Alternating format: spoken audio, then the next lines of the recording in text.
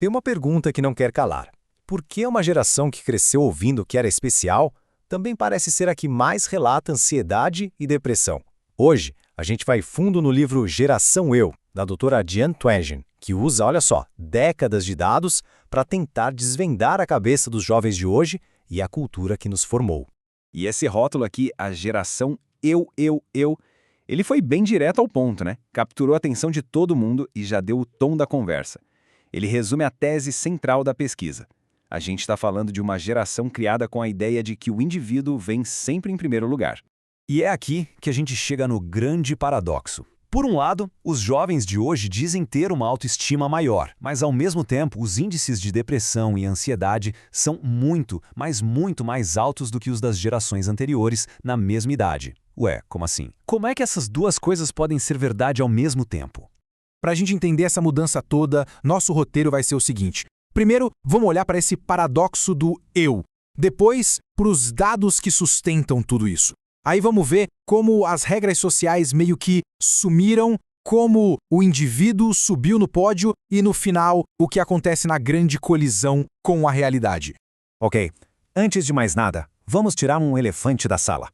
Aquela crítica clássica de que os mais velhos sempre reclamam dos mais novos. A gente vai ver o que faz essa pesquisa aqui ser bem diferente de um simples palpite. Pois é, essa é a pergunta de $1 milhão, né? Será que a gente só está vendo a mesma história de sempre se repetir ou tem algo realmente novo acontecendo? A pesquisa foi pensada justamente para responder isso, mas com base em dados, não em achismo. E a chave de tudo está na metodologia. As conclusões, elas não vêm do que os mais velhos pensam, não. Elas vêm do que os próprios jovens falaram sobre si mesmos em pesquisas. O método é bem inteligente. Ele compara pessoas da mesma idade em épocas diferentes. Assim, dá para isolar o que mudou por causa da cultura, e não só porque a pessoa envelheceu. É como se fosse uma foto da mudança geracional. Agora vamos entrar no que talvez seja o principal motor dessa transformação toda. O fim daquelas regras sociais super rígidas. A gente entrou num mundo bem mais casual, focado na escolha de cada um. Olha só, basta dar uma olhada nesse cartão de 1955 para sentir a diferença. Isso aqui representa um mundo de formalidade, sabe? O jeito de se vestir, de posar para foto, de se portar, tudo seguia um código. Hoje a cultura é muito mais informal em basicamente tudo, desde a roupa até a estrutura da família. E essa mudança aparece até nos nomes das pessoas.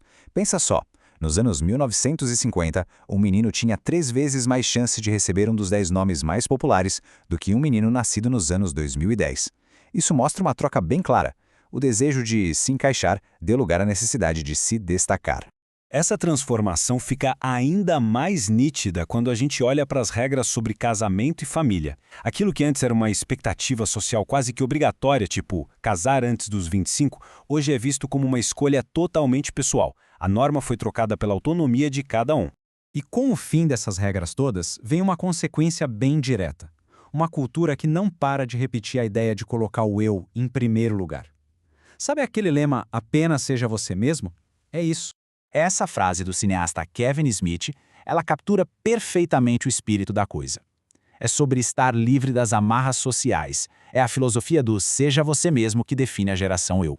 A pesquisa dá um nome para isso, individualismo moral. A ideia é que os sentimentos viram a bússola principal para dizer o que é certo ou errado. A moralidade deixa de ser um código da sociedade para virar uma escolha pessoal. Basicamente, se algo parece certo para mim, então é certo.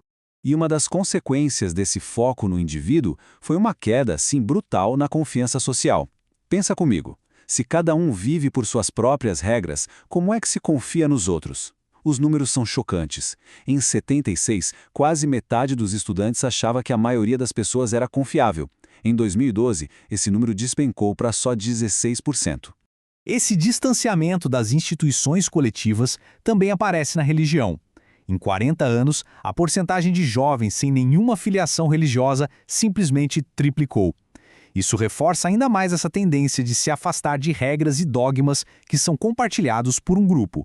Bom, agora a gente fecha o ciclo. Vamos explorar o que acontece quando essa geração, criada com tanto otimismo e com esse foco todo no indivíduo, bate de frente com o mundo real. A doutora Twenge chama isso de choque da vida adulta. É a trombada feia entre a promessa de que você pode ser o que quiser e a realidade bem dura de que sucesso exige muito, mas muito mais do que só acreditar em si. E essa citação do cartunista Matt Bors, ela resume bem a frustração de uma geração que meio que se sente enganada. Eles têm que lidar com dívidas estudantis, um custo de vida altíssimo, um cenário bem diferente daquele que pintaram para eles. Então, o conflito central é esse. De um lado, a promessa da infância que dizia, você é especial. Do outro lado, um abismo para chegar na vida adulta, que está cheia de dívidas, competição e contas cada vez mais altas. É a colisão do idealismo que foi ensinado com a realidade que foi encontrada. No final das contas, a grande questão da geração Eu é essa. O que acontece quando pessoas que foram criadas para se sentirem especiais descobrem que, no mundo real, talvez elas estejam por conta própria? O que acontece com a confiança e com o bem-estar quando a realidade não cumpre a promessa?